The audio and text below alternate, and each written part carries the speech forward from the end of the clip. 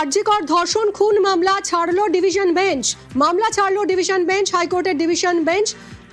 বিচারপতি Rajasekhar মান্থার division bench এই মামলা ছাড়লো। অর্ণব রয়েছে, আরো ডিটেলে জানাবে অর্ণব।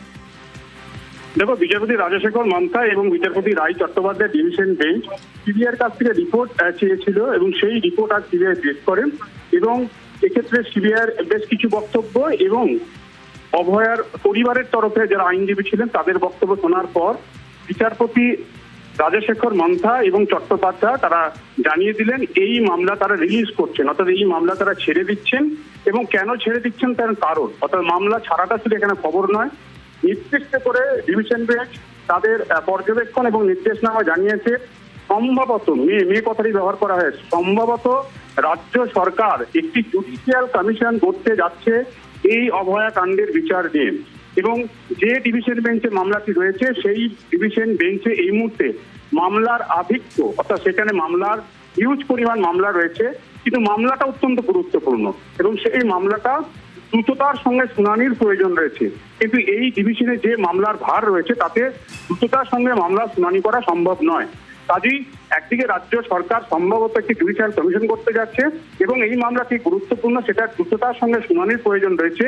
সেই সময়, পর্যাপ্ত সময় এই ডিভিশন বেঞ্চের নেই। এই কারণটিকে সামনে রেখেই ডিভিশন বেঞ্চ মামলাটি থেকে অব্যাহতি নিল। এখন নিয়ম মাফিক এই মামলা ফের প্রধান বিচারপতির কাছে যাবে এবং প্রধান বিচারপতি আবার একটি নতুন ডিভিশন বেঞ্চ, যে ডিভিশন বেঞ্চ শুনানি যাতে পর্যাপ্তভাবে এবং নির্দিষ্ট সময় অন্তর অন্তর বা দ্রুততার সঙ্গে করা যায় সেটা নির্দিষ্ট করবেন। কারণ আজ ডিভিশন বেঞ্চ তার পর্যবেক্ষণই স্পষ্ট করেছে এই মামলাটা গুরুত্বপূর্ণ এবং এক্সপিডিয়েন্টলি এর হিয়ারিং প্রয়োজন। আজকে কি ঘটলো, আজকে পরিবারের তরফে যিনি আইনজীবী ছিলেন জয়ন্ত নারায়ণ চট্টোপাধ্যায়, তিনি জানান যে ঘটনাস্থলে যে প্রেস অফ অকারেন্স, সেই প্রেস অফ অকারেন্সের বিভিন্ন ছবিতে তারা দেখেছে 64 জন মানুষের উপস্থিতি। এর পাশাপাশি তারা আরো অভিযোগ এনেছে যে ওই জায়গা যেখানে প্রেস অফ অকারেন্স বলা হচ্ছে সেখানে বেড শিট অর্থাৎ চাদর সেটা কিবার পরিবর্তন করা হয়েছে এবং শুধুমাত্র ধর্ষণের অভিযোগ এবং সেটাকে আদালতে প্রমাণ করা হয়েছে। কেন গণধর্ষণ হবে না যেখানে ঘটনাস্থলে সাসপেক্টেড 64 জনের উপস্থিতি? তাই সিবিআই এর এই বিচার তদন্ত এবং বিচার প্রক্রিয়া নিয়ে তাদের গোড়া থেকে প্রশ্ন ছিল। তাই তারা দৃঢ় ইনভেস্টিগেশন অর্থাৎ সেই অবস্থায় নতুন করে সিবিআই তদন্ত আরেকবার চাইছে। এই অবস্থায়